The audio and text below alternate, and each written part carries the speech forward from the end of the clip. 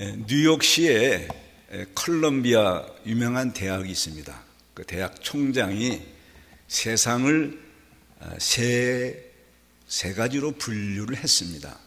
첫 번째 분류는 무슨 일을 일어나게 만드는 소수의 사람들, 창조적인 사람들입니다.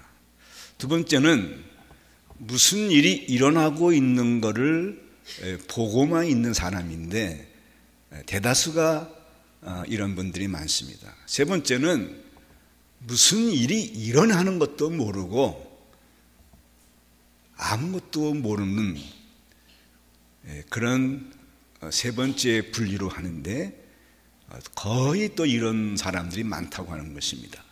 느헤미야는 첫 번째 분류의 사람입니다. 그는 일을 만들어서 일을 성취하고 성공케 하는 분이었습니다. 느헤미야는 페르시아의 수상궁에서 1200km를 걸어서 이제 예루살렘에 도착해서 지금 예루살렘에 와 있습니다. 그는 예루살렘에 처음 온 것입니다. 그리고 이제 새로운 일을 시작하는데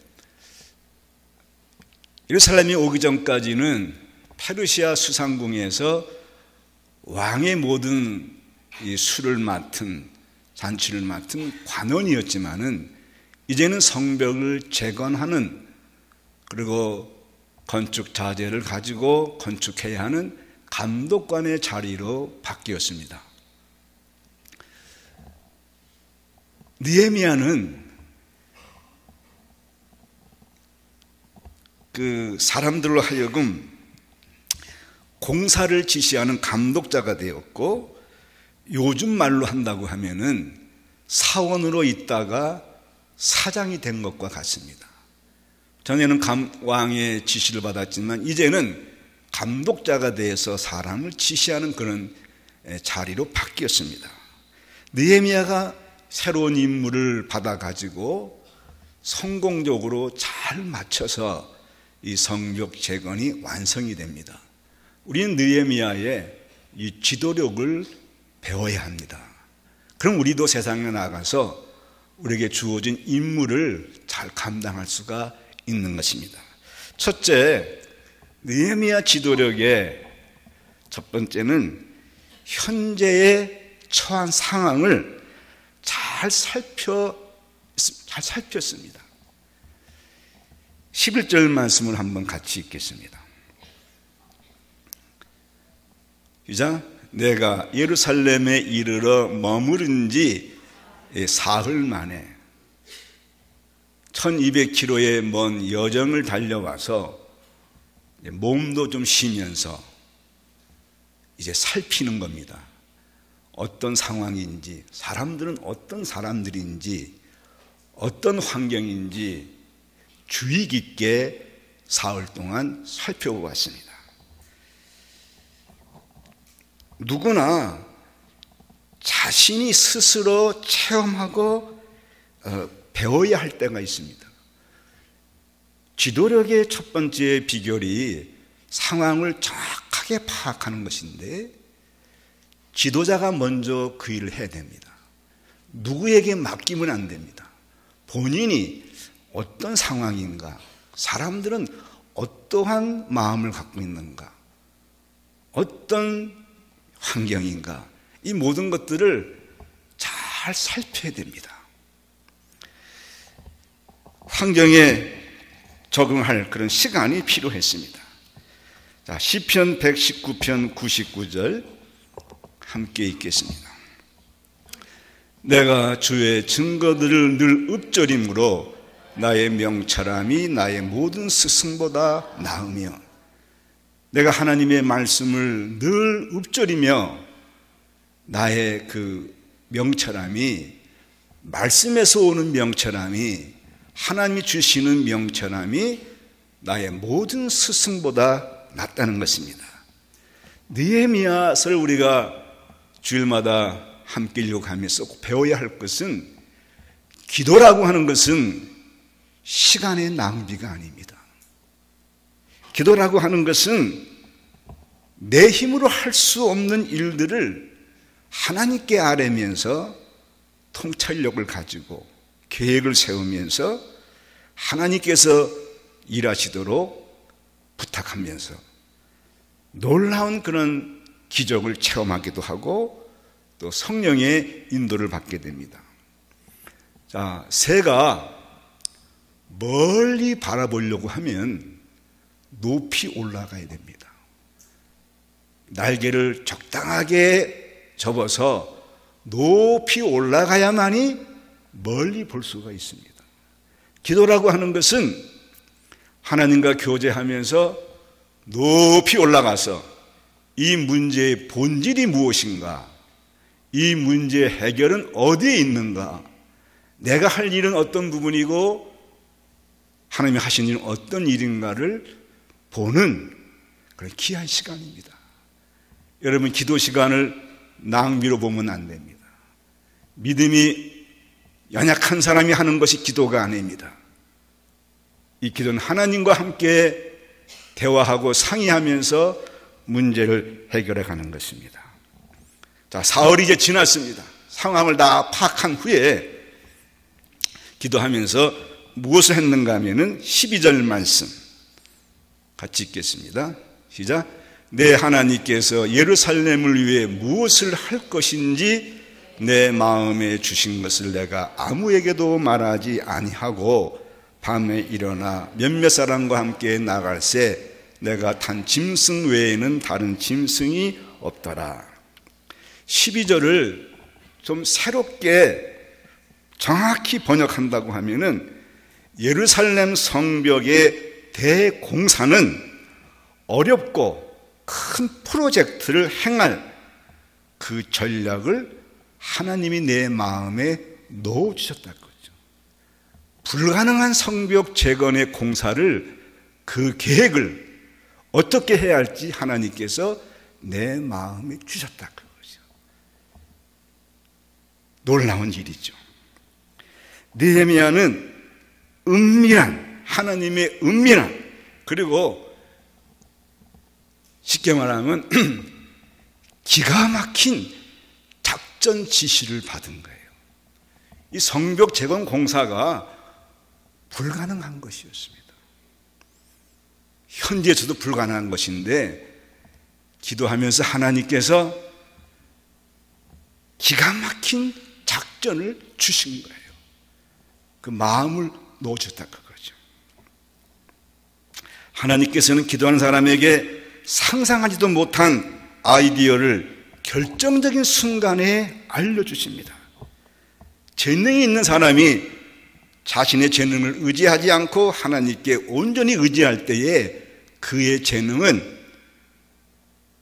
10배, 100배, 1000배의 그 힘을 발휘하게 할 수 있는 것입니다.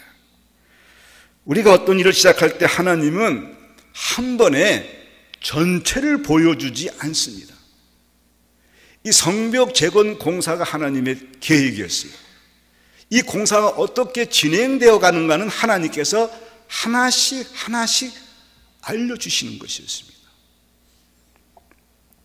느헤미야는 성벽의 공사의 세부적인 것을 지금부터 알아야 했습니다.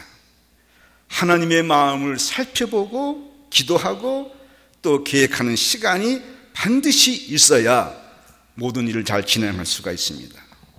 여기서 우리가 실수하는 것은 조급하게 행동하면, 하나님의 마음을 살피지 아니하고 조급하게 행동하면 하나님의 마음을 절대로 발견할 수가 없습니다.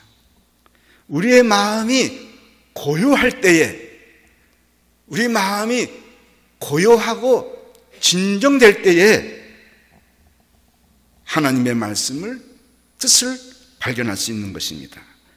이 말은 매우 중요하기 때문에 우리 마음속에 새겨야 합니다. 항상 하나님의 마음을 살펴라. 자, 옆 사람과 함께 항상 하나님의 마음을 살피십시오. 기도하지 않으면 할 수가 없어요. 기도하는 사람만이 항상 하나님의 마음을 살펴야 되는 것이군요. 나는 누구인가? 하나님 지난날에 나에게 행하신 그 일들을 다시 한번 생각을 하고 어떻게 해야 할지 하나님께 물어보는 것입니다. 이 조용한 시간을 이제 보낸 후에 느헤미야는 성벽 재건을 위해서 탐사로 나갑니다. 13절부터 15절까지 읽겠습니다. 시작. 그 밤에 골짜기 문으로 나가서 용종으로 분문에 이른 동안에 보니 예루살렘 성벽이 다 무너졌고 성문은 불탔더라. 앞으로 나아가 샘문과 왕의 못에 이르러서는 탄 짐승이 지나갈 곳이 없는지라. 15절. 그 밤에 시내를 따라 올라가서 성벽을 살펴본 후에 돌아와서 골짜기 문으로 들어와 돌아왔으나, 느헤미야가 동서남북의 무너진 성벽과 문들을 다 살펴보았어요. 13절에 보니, 13절에 분문에 이르는 동안 보니, 그 다음에 15절에 성벽을 살펴본 후에 이제 돌아와서 골짜기 살펴본 후에, 보니 살펴본 후에, 이거는 히브리어로 샤바르인데 살피다, 조사하다, 검사하다 그죠. 성벽 손상이 어떤 정도인가를 알아내는 의학적인 용어예요. 의사가 첫 번째로 이 환자가 어떤 병인지, 어떤 상태인지를 조사해야죠. 느헤미야는 성벽에 손상된 정도를 알아내기 위해서 성벽의 상처를 조사했어요. 그 후에 무엇을 해야 할 것인가를 이제 알고 그 다음에 판단을 내리는데, 그가 성벽 재건의 계획을 세울 때에 이 성벽을 자세하게 조사한 후에 이제 그 계획을 세워나갑니다. 카라 케이치로가 쓴 현장이 답이라는 책이 있습니다. 세상에서 제일 훌륭한 교사는 바로 현장이라고 합니다. 가장 위대한 교사는 현장이에요. 잠언 18장 13절 말씀을 보세요. 읽습니다. 사연을 듣기 전에 대답하는 자는 미련하여 욕을 당하느니라. 어떤 내용을 정확하게, 사실을 정확하게 알기 전에 미리 대답을 하면은 제대로 알지도 못하면서, 바르게 알지도 못하면서 하고 상대방으로부터 아이고 미련하구나 하고 욕을 당하는 거예요. 느헤미야는 상황을 파악하는 일을 그 누구에게도 일임하지 않고 자신이 직접 나서서 조용하고 신중하며 철저하게 파악했습니다. 느헤미야는 남들이 다 잠자는 밤중에 땀을 흘리면서 성벽이 무너진 상황을 열심히 다 탐사했어요. 정찰했어요. 지도자가 충분히 상황을 파악하지 않고 내리는 결정은, 명령은 잘못하면 엄청난 불행을 가져옵니다. 그래서 지도자는 철저히 준비해야 됩니다. 진정 하나님의 지도자는 자신이 이끄는 사람들이 잠든 밤에도 땀을 흘리고 공부하고 준비하는 사람이에요. 느헤미야는 왕의 술관원이었으면 대단한 권력가였습니다. 대단한 높은 자리에 있는 거예요. 그러니 성벽 재건의 이 공사를, 임무를 맡고 와서 딱 앉아서 누구 시키는 게 아니라 이 성벽 재건을 완수하기 위해서는 다 잠자는 시간에 땀을 흘리면서 성벽을 돌아다니면서 성벽의 그 무너진 그 성벽 돌의 상처가 어떤가를 보고, 정확하게 보고, 그리고 계획을 세웠던 것입니다. 여러분, 게으른 사람은 지도자가 될 수 없습니다. 게으르면 아무것도 하지 못합니다. 남들보다 더 일찍 일어나서, 더 깨어서 기도해야 되고, 공부해야 되고, 준비해야만이 내 일을, 맡긴 일을 잘 할 수가 있는 것입니다. 느헤미야는 정찰을 마치고 온 후에 사적으로 주위 사람들에게 자신의 생각과 계획을, 아직은 때가 아니기 때문에 함부로 발설하지 않았어요. 침묵으로 갔어요. 침묵은 가장 위대한 웅변입니다. 기도도 우리가 일방적으로 말하기보다는 하나님의 뜻을 구하면서 침묵하는 시간이에요. 옛말에 옷이나 나무나 물건을 자를 때는 2번 재고 3번 재고 자르라고 했어요. 한 번에 자르다가 잘못되면 큰 손실이 오고 회복이 불가능할 때가 많이 있는 거예요. 준비 없이 행동이 먼저 앞서면 기회를 망칩니다. 우리는 우리들 주위에 있는 사람들에 대해서도 잘 알아야 할 필요가 있죠. 자, 훌륭한 지도자는 주어진 상황에 대해서 하나님의 생각, 하나님의 의지를 파악하고, 그리고 그 시간을 사용합니다. 문제를 파악하는 거죠. 조사하는 일, 사실을 수집하여 파악하는 일, 열심히 연구하고 계획을 세우는 것이 느헤미야의 지도력의 비결입니다. 두 번째로 이제 느헤미야는 함께 일하신 사람들을 동참하도록 동기를 부여합니다. 4월 동안 혼자 조용히 지내고, 그 다음날 세밀하게 성벽을 조사함으로써 이제 성벽 재건을 위한 기본 계획을 세웠습니다. 어떤 사람을 쓸 것인가? 건축 자재에는 얼마만큼의 소요량이 있어야 되는가? 자, 사람들을 이렇게 참여시키는 일이 가장 어려운 일이에요. 그러나 느헤미야는 사람들에게 동기를 부여하면서 이들을 움직이는 지도력이 있었어요. 자, 느헤미야는 자동적으로 지도자가 된 것이 아니에요. 하나님이 이렇게 데려와 가지고 그를 지도자로 앉힌 것이 아니에요. 사원으로 있다가 갑자기 사장이 된 것이 아닙니다.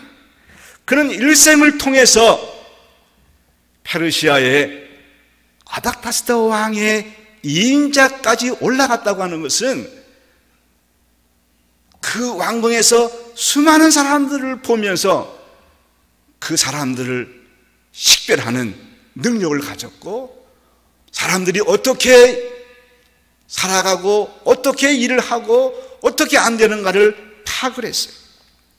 모든 계층의 사람들을 만났고, 사람이 어떻게 생각하고 어떻게 반응하는가를 알았습니다. 이런 사실을 미루어 볼 때에 우리가 현재 하고 있는 일들은 미래에 우리가 해야 할 일에 대한 준비를 하는 것이기 때문에 최선을 다해야 됩니다.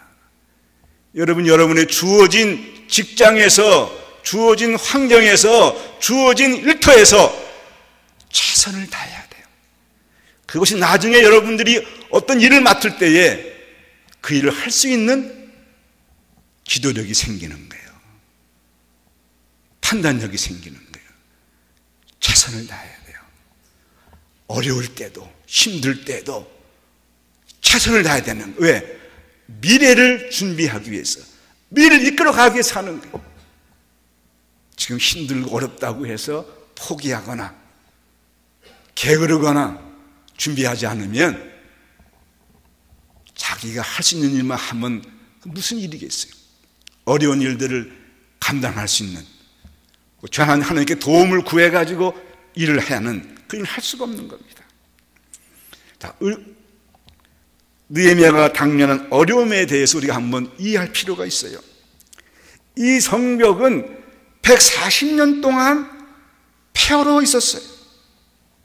성문은 다 불타서 없어졌어요. 성벽을 재건하려고 시도했지만 할 때마다 다 실패했어요. 성벽을 재건하는 일은 너무 어려운 일이라 다시 시도한다고 해도 안 된다고 했습니다. 어떤 사람은 페르시아 왕이 절대로 허락하지 않는다고 말한 사람도 있었어요. 그 현지에서 너무 많은 사람이 반대하고 여론도 다 반대하는 것이었어요. 대부분의 사람들은 우리는 절대로 그렇게 할 능력이 없다, 안 돼 하는 것이 그 사람들의 반응이었어요. 그들은 용기를 잃어버리고 사기가 떨어졌고 취업을 당하고 있던 사람들인데, 이러한 상황에서 느헤미야가 어떻게 이 일을 하도록 동참했는가, 어떤 일을 했는가. 자, 17절 말씀 보시겠습니다. 읽습니다. 후에 그들에게 이르기를 우리가 당한 공경은 너희도 보고 있는 바라. 예루살렘이 황폐하고 성문이 불탔으니 자, 예루살렘 성을 건축하여 다시 수치를 당하지 말자. 느헤미야는 그들과 함께 부끄러움을 당하고 함께 나누면서 치욕을 받으면서 그들을 이제 격려하면서 동기를 부여하는 거예요. 자, 예루살렘 성을 건축하여 다시 수치를 당하지 말자. 우리가 이제 수치를 당하지 말자. 오랫동안 너무 수치를 당했다고 그러죠. 이게 동기부여였어요. 다시 수치를 당하지 말자. 여러분, 다시 세상 사람들에게 모욕을 받지 않으시길 바랍니다. 이제 우리는 세상 사람이 수치를 당하지 말자. 하나님이 계시는데, 함께 하시는데 우리의 주어진 일들을 잘 감당해가지고 하나님께 영광을 돌리자 그거죠. 백성들로 하여금 행동을 시작하도록 이제 도전을 한 거예요. 자, 이런 일이 그 전에 한 번 있었어요. 블레셋의 거인 골리앗이 이스라엘과 싸움 중에서 대표 나와가지고 이스라엘의 하나님을 모욕하고 이스라엘 백성 사울을 모욕하고 군사들을 모욕할 때에 그 거인을 보고 다 두려워했어요. 그 가운데 젊은 다윗이 이건 아니다. 하나님이 수치를 당하면 안 된다. 하나님 백성이 수치를 당하면 안 된다. 아무리 거대한 장수를 할지라도 하나님이 나와 함께 하시면 저를 이길 수가 있다 그거죠. 그래가지고 다윗이 골리앗과 싸워 나갈 때에 사울 왕의 갑옷을 입지 아니하고 칼과 창도 갖고 가지 아니하고 그가 사용했던 물맷돌 5개 하고 물매를 가지고 나갑니다. 너는 칼과 창으로 오지만은 나는 만군의 여호와의 이름으로 가노라 하고 돌을 물맷돌로 돌 던지는데 그것이 골리앗 이마에 맞아가시고 골리앗 죽고 말았어요. 수치를 당하지 말자. 우리 하나님이 함께 하시면 수치를 당하지 말자 하고 나가서 골리앗을 넘어뜨렸다고요. 느헤미야는 그 백성들에게 확신을 전달했어요. 확신을. 우리는 할 수가 있다. 백성들을 격려했어요. 어떻게 격려했는가 하면은 마지막도 18절 말씀. 자, 시작. 또 그들에게 하나님의 선한 손이 나를 도우신 일과 왕이 내게 이런 말씀을 전하였더니 그들의 말이 일어나 건축하자 하고 모든 힘을 내어 이 선한 일을 하려 하매 느헤미야가 하나님의 선한 손이 나를 도우셨다. 내가 너희들의 소식을 들었을 때에 절망적이었는데 기도하면서 눈물로 기도하면서 약속의 말씀을 붙들고 기도하면서 내가 잘못한 건 아니지만은 이스라엘 민족에 내가 들어가서 하나님 앞에 회개하고 하나님 이거 어떻게 해야 됩니까? 하나님께서 알려주시기를 모든 문제는 아닥닥스 왕에게 있다 그거죠. 그의 마음을 어떻게 바꿀 수 있겠냐 그거죠. 하나님은 해주시다 그거죠. 4개월 동안 기도해오다가 어느 날 왕의 마음이 바뀌어가지고 내가 근심하고 있을 때에 느헤미야야 이리 와라. 너의 얼굴이 안 됐냐? 내가 너를 도와주고 싶다. 내가 너를 도와주고 싶다. 근데 그때 왕의 마음은 변해 있고 다른 신하들은 없고 왕의 왕비가 있었어요. 도와주고 싶다. 뭘 도와주고 싶냐고. 제가 조상의 묘를 다시 세우고 싶습니다. 그래? 그건 잘한 일이지. 조상을 잘 섬겨야지. 근데 그 조상의 묘가 바로 예루살렘 성벽입니다. 그 성벽은 왕이 무너뜨린 사람이에요. 근데 왕의 마음이 부드러워서 그래 세워라. 근데 언제 가고 뭐가 필요하냐? 느헤미야는 기도할 때부터 계획을 세웠다고요. 준비했다고요. 다 계획을 알리니까 그래 가라 하고 경호부대도 함께 덤으로 주시고 그 국경을 통과할 수 있는 모든 허가 증서를 놔주고 삼림의 아삭 감독을 통해서 자재를 다 쓸 수 있는 것을 왕이 허락했습니다 하고 여기에 왕이 도장을 찍어준 것이 여기 있습니다. 이게 주보지만은 이거 보니까는 그 사람들이 야 이런 놀라운 일이 일어났어. 놀라운 계획이 일어났어. 마음이 움직이기 시작하는 거예요. 나를 도우신 일과 왕이 내게 이런 말씀을 전하였더니 그들의 말이 그러면 일어나서 건축하자. 다 안 된다고 하는 거 우리가 하자. 모두 힘을 내서 이 선한 일을 하자고 한 거군요. 백성들이 느헤미야의 그 간증을 듣고 놀라는 거예요. 여러분, 이 하나님이 하신 일들 간증은 우리에게 누구든지 설득하신 놀라운 일이 일어나는 거군요. 느헤미야의 약속과 신념과 정기성과 격려에 고무돼 가지고 그들은 하나가 되어 가지고 이제 일어나 건축하자 그랬다고요. 패배한 사람들을 희망으로 가지고 일을 하도록 바꿔놓았어요. 여러분, 사람의 희망을 파괴하는 것은 그 인생을 파괴하는 것입니다. 하나님은 우리 아버지세요. 우리 아버지는 우리에게 소망과 희망을 줍니다. 사람의 희망을 꺾는 것은 그 사람의 인생을 망치게 하는 거라. 자, 이제 일어나 건축하자. 동기가 부여됐어요. 하나님이 이렇게 도와주셨다고 하면 할 수 있다 그거군요. 사람의 희망을 재점화시켰고 그들은 무엇인지 할 수 있다.